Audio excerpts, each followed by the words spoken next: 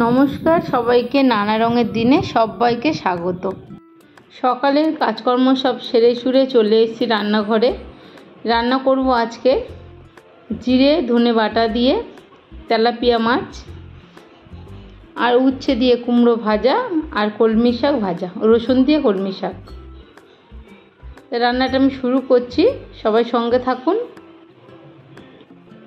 এখানে কলমি শাকটা একটু বড় বড় করে কেটে নিয়েছি আজকে, আর নুন লবণ হলুদ একটু লঙ্কার গুঁড়ো দিয়ে মাছগুলো মাখিয়ে নিচ্ছি। মাছগুলো মাঝখান দিয়ে একটু চিড়ে চিড়ে নিয়েছি যাতে লবণ হলুদটা ভালো করে ঢোকে।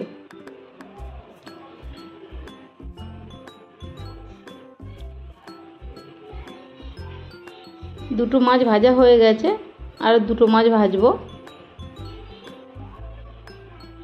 ভাজা হয়ে গেছে সব মাছগুলো। আমি তেলের উপর একটু জিরে ফোড়ন দিয়ে দিলাম, তার মধ্যে আধ বাটা পেঁয়াজ, একটা বড় একটা পেঁয়াজ দিয়ে দিয়েছি, আর জিরে ধনে যেটা আমি বেটে রেখেছিলাম ওটা দিয়ে দিয়েছি, আর তার সঙ্গে একটা টমেটো বাটা দিয়ে দিয়েছি। লবণ হলুদ দিয়ে দিলাম, একটু লঙ্কার গুঁড়ো দিয়ে ভালো করে মশলাটাকে আমি শুকনো শুকনো করে একদম কষিয়ে নেব। কষানো হয়ে গেছে, হালকা করে জল দিয়ে দিলাম, আর একটু জল দিয়ে দেবো।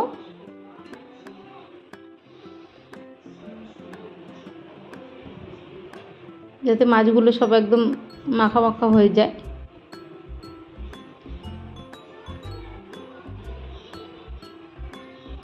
জিরে ধনে বাটা দিয়ে দারুণ একটা তেলাপিয়া মাছের রেসিপি, অবশ্যই বানিয়ে খেয়ে দেখবেন।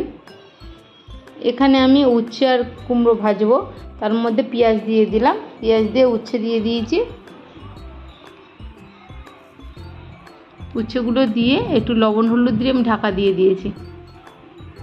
ঢাকা খুলে কুমড়োগুলো দিয়ে দিলাম।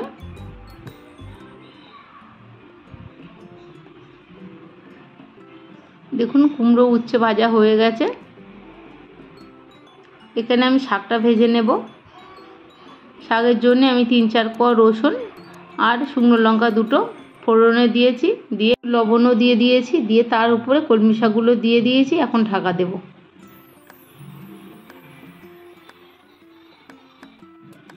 মাঝখানে একবার আমি কলমি শাকটা নাড়িয়েও দিয়েছি। এখন দেখুন কলমি শাকটা হয়ে গেছে। এখানে সব দেখিয়ে দিলাম, কলমি শাক ভাজা, এদিকে কুমড়ো উচ্ছে ভাজা, আর মাছ তো আছেই। অবশ্যই আপনাদের ভালো লাগলে এই সহজ সহজ রেসিপিগুলো দেখবেন, আর আমার পাশে থাকবেন সবাই। আমি এখন ভাত বেড়ে নেবো, দুপুর 1:30 বেজে গেছে, ওই জন্য আজকে তাড়াতাড়ি করে নিলাম।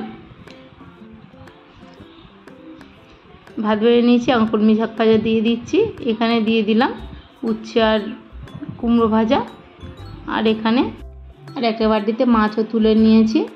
ধনে জিরে বাটা দিয়ে টেস্টি একটা মাছের ঝাল বানিয়ে নিলাম, আর দুটো ভাজা আছে, খাওয়া হয়ে যাবে দুপুরবেলা। আপনারা সবাই পাশে থাকবেন, সুস্থ থাকবেন, ভালো থাকবেন। আবার আসছি পরের ভিডিওতে।